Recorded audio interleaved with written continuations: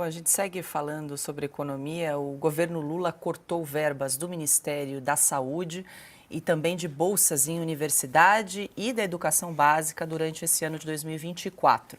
O corte total, feito em diversos ministérios, supera 4 bilhões de reais. A medida foi tomada para ajustar o orçamento às regras do arcabouço fiscal. O programa Farmácia Popular, por exemplo, perdeu cerca de 20% dos recursos para entrega de medicamentos com desconto. Já o Ministério da Educação e a pasta da Ciência e Tecnologia perderam cerca de 280 milhões de reais.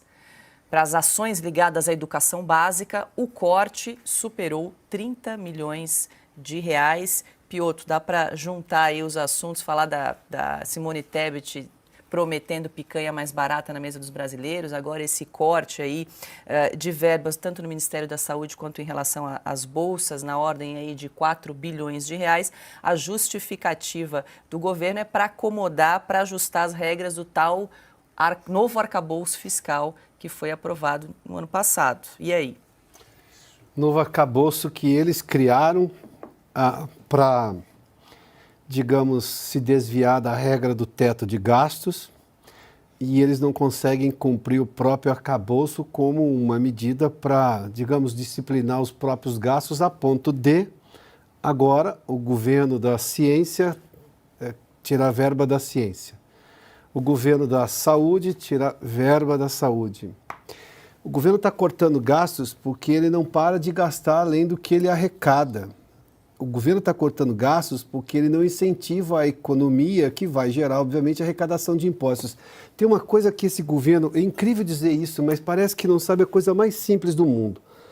Todo imposto é um percentual. Você pode ver, é uma alíquota, né? É uma alíquota percentual.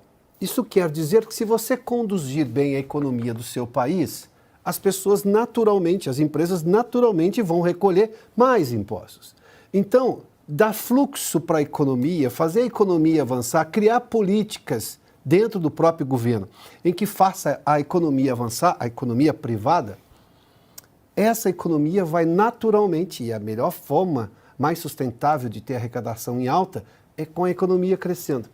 O governo ignora isso porque ele vai lá e xinga o agronegócio que não só arrecada muito no país, como controla os gastos do governo. Sabe como? Porque o governo ia gastar muito mais se o agronegócio brasileiro não existisse. Porque quando o agronegócio vende para fora, entra muito dólar no Brasil, controla o câmbio. Esse valor que você está vendo, o câmbio. Muita coisa que o Ministério da Saúde compra é em dólar. Então você teria uma despesa mais alta se o dólar explodisse. Aliás, subiu um ponto alguma coisa nesta semana por causa dessas inconsistências fiscais do governo. O governo vai lá e corta na saúde, na pesquisa. Esse é o governo Lula, que continua não criando condições para a economia ser retomada.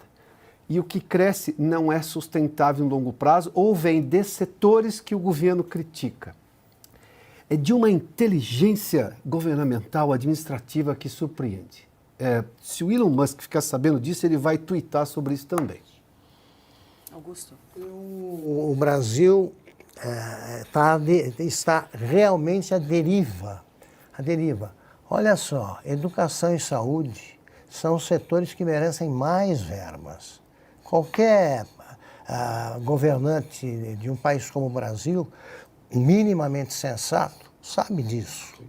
Agora veja o detalhe, ele corta no ensino fundamental. O Brasil faz as coisas pelo avesso, investe em faculdade para formar doutores analfabetos e não investe no ensino fundamental ainda mais afetado pela pandemia. Milhões de crianças deixaram de frequentar a escola. É lá que ele corta, porque continua inaugurando faculdades inúteis para receber título de doutor honoris causa. Só serve para isso. Formando doutores, isso aí até os jornais do consórcio noticiaram. Cresce o número de doutores que não sabem ler nem escrever e não encontram emprego. Alexandre, quer complementar para a gente fechar a rodada aqui do tema? Pois sem pesquisa, sem ensino, não tem futuro. Bom, e sem saúde não vai ter ensino nem pesquisa. É uma coisa básica e pega no básico, né? Claro, porque tem que pagar o custo da máquina estatal. Então, deixa de investir no futuro. É o custo que supera o investimento. O investimento cede recursos para o custo.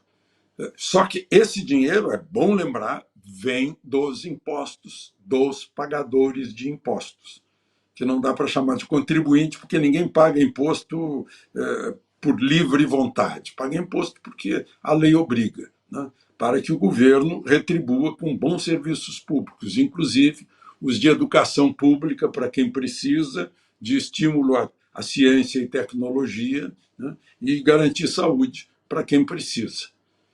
E o quem precisa é o mais pobre.